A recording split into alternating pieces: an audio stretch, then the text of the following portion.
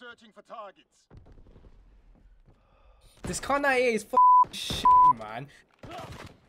How the hell do you scuff, jump, and snipe at the same time?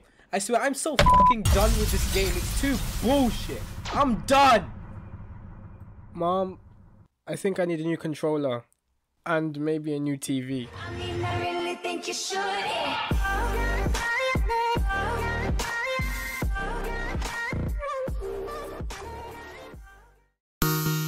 What is going on, everybody? It is Shaz here, and before I start today's commentary, I wanted to thank Thunder for uploading this video to TSG. I really appreciate what he does for the community, because there aren't many YouTubers of his size actually supporting out smaller content creators and, you know, bringing their content to a bigger platform so that they can gain some popularity. So I really just want to thank him, and I've been watching the guy for half my life, almost half my life, so yeah, I really do admire what he does. The gameplay in the background is just some Christmas noob fest on Gibraltar, okay? There were 4 people on the other team that were under level 20, and I just completely shit on them. I'm not even good at this game, but I ended up going 29-5, I believe, and I was using the Haywire 2, which is the sexy variant of the STG44.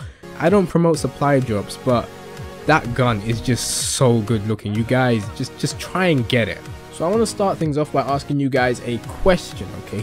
Now, the question is, when you think of a typical CSGO player, what do you think of? Now, for me, I always think of Russian players because I'm in the European server, and obviously, you know, in Europe, a large part of the CSGO population is Russian. If I go into a competitive match solo, there's always at least 2 to 3 Russians on my team and 2 to 3 Russians on the other team. So clearly, there is definitely a big density of Russian players in CSGO in Europe, at least. My perception, or the reputation that CSGO has in Europe, is of being filled with Russians, right? And if you think about the typical Rainbow Six Siege player, you probably have the same ideology that they're all tryhards. Think of Battlefield as well. Battlefield is a game where you need to know your stuff. At least you can't go in there with no knowledge at all and, you know, win a game. Like, if I went and played Battlefield, I would legit get 0 kills, because it's a game where you need to be very skilled in FPS shooters and you need to know what you're doing. And these games all have different reputations because of their player base, or, you know, who their player base are.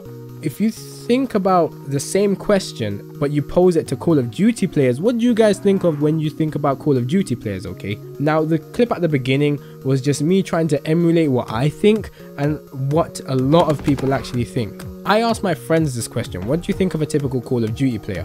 And they told me that, oh, Call of Duty is filled with filthy casuals, you know, it's not a game that you need any skill to play.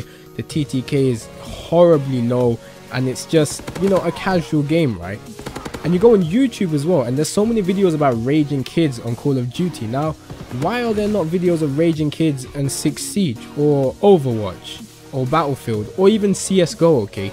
There aren't that many kids that rage in CSGO, even though there are kids playing. Why is Call of Duty being the game that gets all of this sort of bad rep? Because it's just known for being the game where all the 10-year-old kids go and they just rage their faces off. So we all know that Call of Duty has this very negative reputation, right? And so a lot of people, when they buy a game, they always look at the player base of the game and see what they're like, and they try and decide whether they want to buy a game because of the player base. So I'll just list you a few examples, right? If you look at Rainbow Six Siege, I'm not going to buy Rainbow Six Siege because I don't actually want to, you know, be part of that kind of player base. Now, when I say Rainbow Six Siege is try hard, I don't want anyone to get the wrong idea. I don't mean that it will sweat you or anything. However, I'm just trying to say that you need 100% concentration to actually compete in that game. And if someone's not prepared to, you know, put that amount of concentration or that amount of work into it, then obviously they're not going to want to buy a game where they have to do that. If I go into Battlefield, I'm going to have to spend hours and hours of, you know, playing the game to actually be able to get to a level where I can compete. And I really admire Battlefield players for putting in that work. However, I'm not going to buy Battlefield because the reputation is that you have to put that amount of work in, and I'm just not going to try and do that. So COD's player base having a negative reputation are actually putting people off buying the game. If you ask an outsider who's never played COD before, you know, would you want to buy Call of Duty, right? And they're going to look at all these rage videos on YouTube and whatnot, and they're just going to think, no, I don't want to buy a game where there's so many kids playing it that are just raging all the time. And obviously I play Call of Duty, I know it's not like that. However, they're not going to know any different because the reputation that it has is of being a game where it's all just 10-year-old kids that are just raging their faces off. In time, I think the negative connotation that the words Call of Duty player give off could actually stop many people from buying the game, and that is actually, you know, right now killing Call of Duty right where it hurts in their sales figures. So I hope you guys have enjoyed this commentary.